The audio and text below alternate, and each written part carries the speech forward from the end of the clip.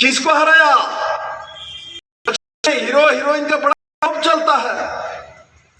इन्होंने इनके सामने जो प्रार्थी थे, कमाल हसन थे प्रार्थी, इनको हरा के विधायक बनी वो। बहुत लोगों को पता नहीं है। तो मैंने बोला उनको दो ही विधायक, किंतु दो विधायक में तो एक झांसी रानी लक्ष्मीबाई जो कि कमाल हसन को हरा के बनी है, तो इसलिए दो अगले 26 के विधानसभा में क्या होने वाला है, तो पूरे हलगर में भरी पड़ी हुई थी कार्यकर्ता में, नेतृत्व में। वो अपने आप अपने जोश से बोलता है, सर आप ऐसा आते रहिए, अगले 26 में तमिलनाडु में भी भारतीय जनता पार्टी का सरकार मिलेगा। और वहां का प्रदेश अध्यक्ष बहुत अच्छे ढंग से काम करता है, किसी को नहीं डरता। अन्नामलाई का नाम सब जान चुके हैं। वो भी एक ईमानदार ऑफिसर थे और ईमानदारी के साथ भारतीय जनता पार्टी का काम दक्षिण में बढ़ा रहे। इसलिए मेरे हरियाणा के मित्रों को मैं कहना चाहता हूं, आज मोदी सर्वमय है। आप हिम्मत से मोदी का नाम बताइए। हर व्यक्ति मोदी के साथ जोड़ना चाहता है, व्यक्ति चाहिए जोड़ने के लिए। और मेरे हरियाणा के भारतीय जनता पार्टी के सभी कार्यकर्ताओं को मैं आज के दिन में संबोधन करते हुए बताना चाहता हूं, देखो हरियाणा में भारतीय जनता पार्टी के सरकार आने के बाद बहुत कुछ मिला है, किंतु एक चीज सबको मिला है, वो जो कि सम्मान सबको मिला है। बहुत पदवी नहीं दे सकते, सबको हम अध्यक्ष नहीं बना सकते, किंतु एक बार सोच के देखिए, जब भारतीय जनता पार्टी का सरकार यहां नहीं रहे हैं, उस समय जो जो कार्यकर्ता काम करते थे, मेरे सामने आशा हुड्डा जी बैठे हुए हैं, रोहतक में आपने काम किया। मनोहर लाल जी जो खुद संगठन महामंत्री थे,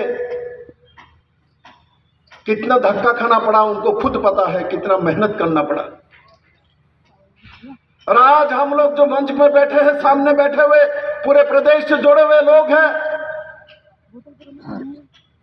हम लोग कभी कभी छोटे पद के लिए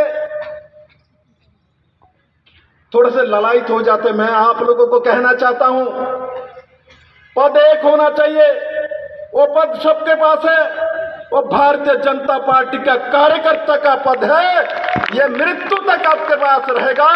और भारतीय जनता पार्टी का सरकार नरेंद्र भाई मोदी के नेतृत्व में जब है, तो हर कार्यकर्ता मुख्यमंत्री भी बन सकता है, जैसे कि मनोहर लाल जी भी बन गया है, हम भी बन चुके हैं। ये कांग्रेस में नहीं हो सकता है, ये कोई रीजनल पार्टी में नहीं हो सकता है, ये कम्युनिस्ट में नहीं हो सकता है। कम्युनिस्ट में मुख्यमंत्री बनने के लिए पॉलिट ब्यूरो का मेंबर होना जरूरी है, और कांग्रेस में गांधी परिवार में जन्म लेना पड़ेगा। आप कब जन्म लोगे, कब मृत्यु होगा, कब प्रेतवत्मा बनोगे, कब स्वर्गवास होगा, कब श्राद्ध होगा, कुछ पता नहीं है। और बाकी सब रीजनल पार्टी हरियाणा में जो बैठे हुए, परिवार के बाहर सरपंच भी नहीं देता। सरपंच भी देते समय देखेगा मेरा रिलेटिव, हमारा रिश्तेदार है क्या ना, हमारा गोत्र का है क्या ना। किंतु मनोहर लाल खट्टर जी मुख्यमंत्री बनी है, तो उनका तो परिवार ही नहीं है, उनका परिवार पूरा हरियाणा है मेरे मित्रों। इसीलिए भारतीय जनता पार्टी के कार्यकर्ता सौभाग्यवान है, मेरे सामने जो बैठे हुए और जो हरियाणा के सभी 10 लोकसभा से जुड़े हुए, कोई भी एक समय मुख्यमंत्री बन सकता है, प्रधानमंत्री बन सकता है, क्योंकि आप भारतीय जनता पार्टी में है, किंतु कांग्रेस में नहीं बन सकता है। कितना दुख मल्लिकार्जुन खड़गे को पूछ लो, उनको तो बोलने भी नहीं दिया जाता है, माइक्रोफोन हटा लेता है, क्योंकि उस पार्टी में तो उस परिवार का राजा महाराजा ही बोलेगा। इसलिए जब हमारे पास होता है तब हम उनको समझ नहीं पाते, इसलिए आपस में कभी कभी लड़ाई कर लेते हैं। किंतु जब नहीं होता है तब क्या होता था वो मनोहर लाल खट्टर जी को पूछ लो तब बता देगा मेरे मित्रों। इसलिए आज के नौजवान जो मेरे युवा मोर्चा का कार्यकर्ता है, मैं इनको कहना चाहता हूं, इनको इस ढंग से सोचना चाहिए। अभी जो मोदी जी का 2014 से अभी जो सरकार चल रही है, यही भारत की सरकार नहीं है। इससे पहले भी 65 साल कांग्रेस के नेतृत्व में सरकार चलती थी।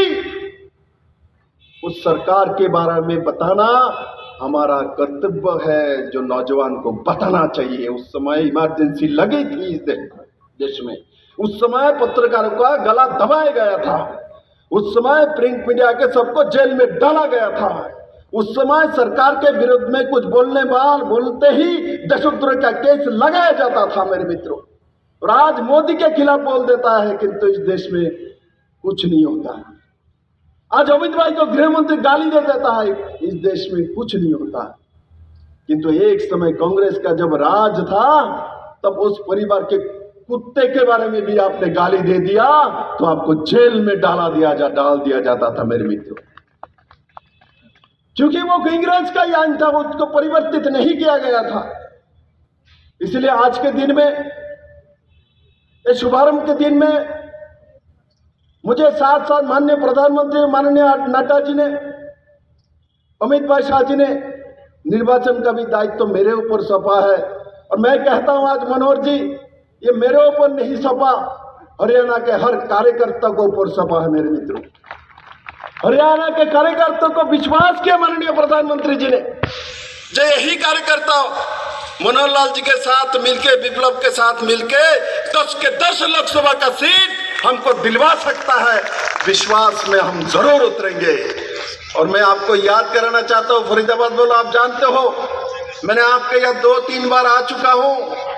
मैं पहली बार जब आया था तब भी मैंने बोला था हार मेरे कुंडली में ही नहीं है, इसलिए धार मुझे कोई नहीं कर सकता, ना हरा सकता है ना पैदा हो सकता है। हरियाणा में 10 के 10 लोकसभा और विधानसभा में तीसरी बार भारतीय जनता पार्टी का सरकार कोई नहीं रोक सकता, शैतान भी नहीं रोक सकता, क्योंकि हमारे साथ माँ है, हमारे पास मातृदेवी है, हमारे पास हरियाणा के सब माताएं हैं और चौधरी है, सभी बुजुर्ग जन है, मेरे साथ सब नौजवान साथी है। इसलिए कोई नहीं हरा सकता मेरे मित्र। इसलिए मैंने बोला विश्वास के साथ कहीं भी कोई भी काज में चाहिए, आपको दुनिया में कोई नहीं हरा सकता। विश्वास है तो भूत पत्नी कुछ भी हो वो भी आपके सामने हारने वाला है मेरे मित्रों। आप कहीं भी किसी भी काम पे जाइए जीवन में, आप विश्वास के साथ जाइए, जीत आपकी ही होगा, ये निश्चित है। मैं दोबारा सबको बहुत बहुत बधाई देते हुए हरियाणा के सभी, क्योंकि 4.5 साल प्रभारी के नाते इस प्रदेश के हर गांव में, हर जिले में, और विशेष करके मनोहर लाल जी तो वो व्यक्ति है जिन्होंने मोदी जी को स्कूटर में लेके घूमते थे यहाँ। मेरे मित्रों,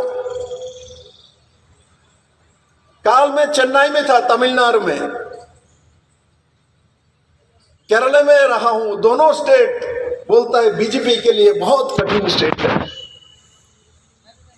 मुझे तो कहीं डर ही नहीं लगता, ये मेरा स्वभाव है। और चैलेंज जहां वही काम करने का मजा है मेरे मित्रों। आपको चैलेंज करने वाला कोई नहीं है तो क्या मजा आएगा।